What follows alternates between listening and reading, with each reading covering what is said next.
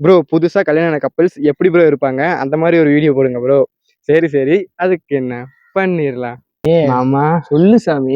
படத்துக்கு கூட்டிட்டு போமா. கூலி படத்துக்கு ஆசையா இருக்குது சாமி மாமா. வேணாம் சாமி, நாளைக்கு போலாம் சாமி. என்ன மாமா வேலைக்கு போற வீட்டுல தான் கூட்டிட்டு போங்க மாமா. சரி சாமி, என்ன புருஷான கூப்பிடுவான் சாமி. புருஷனு கூப்பிடுறதா மாமா? சொல்லு சாமி. வசந்த் புருஷா. என்ன மாமா அடிச்சுட்ட?